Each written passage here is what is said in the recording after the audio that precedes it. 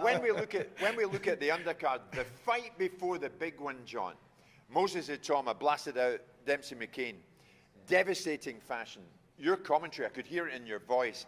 This kid's 19. He's 20 later this month. What can he do? He can do everything.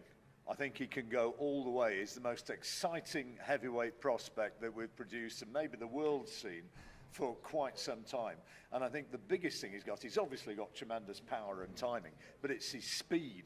That's what serves him well. And that's what I think is so reminiscent from 40 years ago or thereabouts, when you were seeing a young Mike Tyson coming blasting through, because Tyson wasn't all about punch power and physical strength. He was about angles and speed, and that's what Itauma's got, and he's going to be a very, very hard bloke to beat. So it's going to be exciting to see him come through. Angles and speed. Absolutely. John has just called it. Absolutely. You know, judgment of distance as well. That timing is everything. And I mean, he was punch perfect last night, right from the opening bell, and you could see, like, you could hear the shots. It's got a different sound to it. You know, the thudding that lands when you hear a shot that's so crisp, and he has that. He wasn't beating a bum either, was he? This guy Demsey was McKean, a big unit. Listen, took Filip Hrgovic 12 rounds. He got stopped in that 12th round, but you go, this is a considerable step up here for Moses Itauma, and I think that, you know, he just delivered again. It's the problem that Frank Warren's got is how he holds him back, because it is all about development. Because speaking to Frank when we were doing our little sexy beast bit round by the pool, you remember that one in the last hit where we just remember that.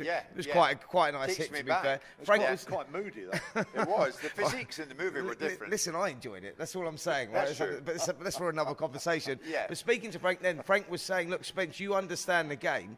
If we put him in with an AJ now and he goes and blasts AJ out, that's great. And it looks fantastic. But he's 19. He's had 10 fights, now 11 fights. He went, we're stuck there then. He said, I want to take this kid. I want him to be a superstar. I want him to be like a Mike Tyson figure where he's iconic. People remember him. He has that star quality about him. He's good outside the ring as well.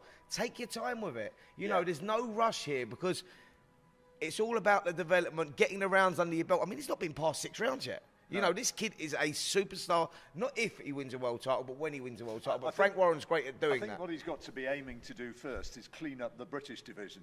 You know, there's a fair few guys there. You know, you got your Fraser Clarks who's going to come back. You got your Fabio Wardley's, Fabio Wardley's in the top 10 now. David Adelaide. Great fights for him out there. The thing, John, I've heard about Moses Itauma is that he's sparred with the very best.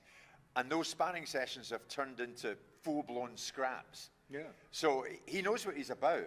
I mean, he's a wrecking ball, is he?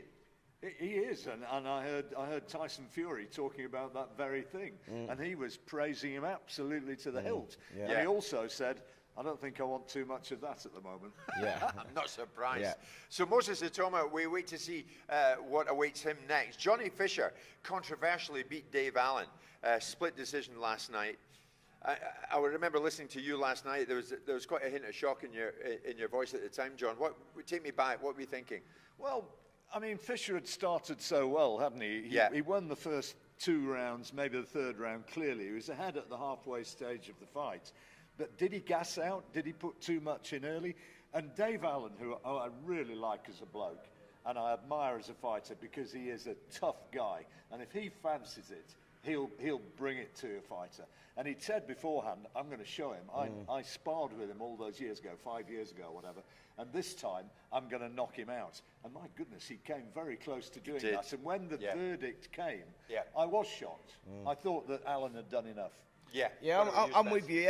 Listen, it was last roll of the dice for Dave Allen in many respects at this level, and it was a great opportunity for him. He talked about it beforehand. You know, he said that he'd had an 8-week camp or a 12-week camp, and it was like one of those where he's never, you know, he hasn't done that for a long, long time, and you was going to see a different Dave Allen. We saw that. Listen, I love Johnny Fisher as a guy. I love his family. I love what he does. I love the whole Chinese thing. He's a great character and a brilliant fighter, young fighter. He will learn from this, go away and learn from it. But the wrong guy got the decision then, for sure. You know, Dave Allen, the wrong guy got the decision. Dave Allen won the fight, and I think that, you know, Johnny Fisher's dad, John Senior, I think he was accepting that as well. Look, the boxing gods were with Johnny Fisher. He will go away and he will learn from that, because the kid grafts. You know, Mark Tibbs a great trainer. They will go back to the drawing board and they'll work on those fundamental mistakes. The mistakes were, he was loading up from the first round. When you're in a fight, that was a 10-round fight, but 10, 12 rounds, when you're in those fights with longevity, you can't start loading up and throwing everything into every shot,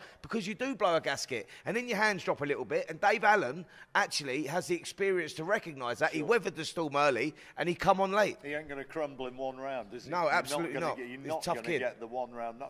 That's a fight for Moses Itauma and Dave Allen. I like that. That'd be a good I like that a lot. Because that's going to show his toughness, and Dave's going to go in there and give him rounds at very least. And that's what he needs. He needs rounds. I was going to throw it at both of you, but it's a conversation in a bigger sense for another day. But VAR was brought into football to get the right decisions. No, keep it away, please. What do we do about this? How often are the headlines post a big fight all about the judging? Well, did we see that they had an AI judge there, didn't they? That scored it quite convincingly to Alexander Usyk. So the white guy did win. If you're looking at it from that one, I know it was only a trial, you know, it wasn't official, but they had the AI judge there who had Alexander Usyk a convincing winner. So the right guy won. Right. There you go. I don't know. I know you're not having it, but it's the way we're going. Really. I think it's part of sport, isn't it? I think a lot of people who'd be looking at this would say, well, football's worse for VAR because part of the human element is kind of what adds to the drama of the occasion. Yeah. And I think that goes down in boxing as well. Yeah. You can say you could get a bad referee or a bad judge, and we've had them. We can name the fights, can't we? Yeah, but if you get a great referee and great judging, I think that is superior if it's got the human element. It was a great job by you, John, last night, and your good self, Spencer. The two of you worked brilliantly together during the fight. I want to put this to both of you now. In terms of what you would look at as being your dream fight of 2025. Have time to think, John. What do you think? Your dream fight. So you're giving me no time to think. Yeah, great. Thanks for that, Jim. Really appreciate that. I mean, 4:30 we got in last night, and the journey that we had, the drama that we had, getting home, I will not even begin to tell you about. But anyway, we made it. What fight would I like? I'm going to throw one out there. A little bit of a curveball, something a little bit different. What about Noye and Nui moving up in weight again and fighting Nick Ball? What a fight that would be. And that's from a selfish reason. Smaller guys. Yeah, that... I pointed in the right place then, didn't I? You did. Yeah, just double checking that. Yeah, that is a fight that I'd love to see, and I'd like to see... I see another one as well. Terence Crawford versus Boots Ennis. It's another fight that I would really like to see. I think that's a great fight. Okay, we only asked for one, but we got two. Yeah, I know, but... Hold on a minute. I've got another one, Jim. No, I'll let John go. John, isn't it a shame that after that great performance from Terence Crawford last time out, you know, we're more than a year on from that, and he's still not been out there and had the big fight which we thought was going to come. I'd like to see Crawford fight Canelo still. Yeah. I mean, I don't think it's going to happen, but I'd like to see it. From the heavyweight perspective, you want to see Fury and AJ.